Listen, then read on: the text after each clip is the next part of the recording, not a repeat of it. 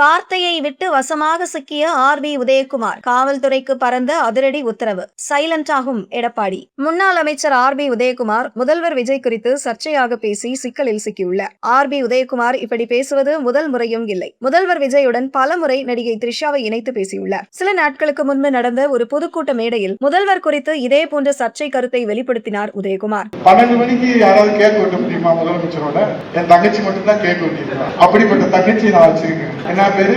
நிவாசாவா திரிஷா. திரிஷாவுக்கு துணை முதலமைச்சர் பதவி அறிவிப்பு வந்தால் நீங்க ஆச்சரியப்படக்கூடாது.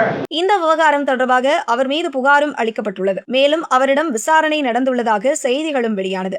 ஆர்.பி. உதயகுமார் கைது செய்யப்பட வேண்டும் என்ற குரலும் தாவேக மத்தியில் வலுத்து வர காவல்துறைக்கும் தாவேகவினரால் வேண்டுகோளும் வைக்கப்பட்டுள்ளதாக தெரிகிறது. நிலைமை இப்படி இருக்க நேற்று வெளியான ஒரு வீடியோவில் இதே போன்ற சர்ச்சை கருத்தை பேசியுள்ளார். நம்ம முதல்வர் விஜயின் அன்புக்குரியவராக அன்னி திரிஷா மேடம் அவர்களை எப்போது தமிழ்நாட்டினுடைய துணை முதல்வராக நியமனம் செய்து அறிவிப்பு வெளிவரும்? இது மிகவும் அதிர்ச்சியூட்டும் தகவலாக பார்க்கப்படுவது. இந்த விவகாரத்தை குறிப்பிட்டு எந்தவித நடவடிக்கையும் எடப்பாடி ஏன் எடுக்காமல் இருக்கிறார் என கேள்விகள் எழுந்துள்ளது. நடந்து முடிந்த தேர்தலில் தோல்வியை சந்தித்துள்ளதால் தோல்வியின் விரக்தியால் உதயகுமார் இப்படி பேசுகிறாரா என சாமானிய மக்களும் கேள்வி எழுப்ப தொடங்கியுள்ளனர். ஒரு காலத்தில் திமுகவை சார்ந்தவர்களே இதுபோன்ற அவதூறு செய்திகளை செய்தனர். அந்த ரூட்டை அதிமுகவும் ஃபாலோ செய்கிறதா என்ற கேள்வி எழுகிறது. விரைவில் உதயகுமார் கைது செய்யப்படுவார் என்று சொல்லப்படும் இந்த நிலையில் மார்க்கண்டேயன், அனிதா ராதாகிருஷ்ணன், உதயநிதி வரிசையில் உதயகுமாரும் விரைவில் கைது செய்யப்படுவார் என்று நம்பத்தகுந்த வட்டாரங்கள் சொல்கின்றது. ஆர்.பி. உதயகுமார் தொடர்ச்சியாக முதல்வர் குறித்து அவதூறாக பேசுவது சாமானிய மக்களிடையே அதிருப்தியை ஏற்படுத்த அதிமுகவில் இருக்கும் ஒரு சிலர் கூட ஆர்.பி. உதயகுமாரை கண்டித்து பதிவு போடுகின்றனர். மேலும் நடிகை த்ரிஷா மற்றும் முதல்வர் குறித்து இதுபோல சர்ச்சையாக பேசுவது நாளுக்கு நாள் அதிகரித்து வருகிறது. இந்த கருத்து திமுகவுக்கும் பொருந்தும்.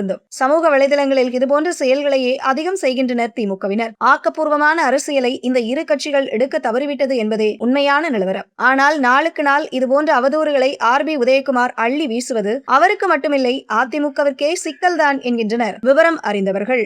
நம்ம முதல்வர் விஜயின் திரைப்படங்களில் பணியாற்றிய தயாரிப்பாளர்கள் மற்றும் தொழில்நுட்ப கலைஞர்கள் தற்போது அரசு பொறுப்பில் சத்தமில்லாமல் சைலண்டாக நியமித்து வருகிறார்கள். தற்போது கோயில் அறங்காவலர் நியமன குழுவிலே உறுப்பினராக நம்ம முதல்வர் விஜயின் கோட் பட தயாரிப்பாளர் கேரளாவை பூர்வீகமாக கொண்ட அர்ச்சனா கல்பாத்தி அவர்கள் நியமிக்கப்பட்டிருக்கிறார்கள். ஏற்கனவே தமிழ்நாடு அரசின் டெல்லி சிறப்பு பிரதிநிதியாக நம்ம முதல்வர் விஜய் நடித்த ஜனநாயகன் பட தயாரிப்பாளர் கர்நாடகாவை பூர்வீகமாக கொண்ட வெங்கட் நாராயணா அவர்கள் நியமிக்கப்பட்டு உள்ளார்கள். அதே போல முதலமைச்சரின் தனி செயலாளராக நம்ம முதல்வர் விஜய் நடித்த லியோ பட இணை தயாரிப்பாளர் ஜெகதீஷ் பழனிசாமி அவர்கள் நியமிக்கப்பட்டுள்ளார்கள். தமிழக அரசின் திரைப்பட பயிற்சி நிறுவனத்தின் தலைவராக நம்ம முதல்வர் விஜய் நடித்த பீஸ்ட் பட ஒளிப்பதிவாளர் மனோஜ் பரமஹம்சா நியமிக்கப்பட்டுள்ளார்கள். தொடர்ந்து நம்ம முதல்வரின் அன்புக்குரியவர்களான ஜான் ஆரோக்கியசாமி, விஷ்ணு ரெட்டி அவர்கள், ராம்குமார் அவர்கள் அரசின் ஆலோசகர்களாக நியமிக்கப்பட்டுள்ளார்கள்.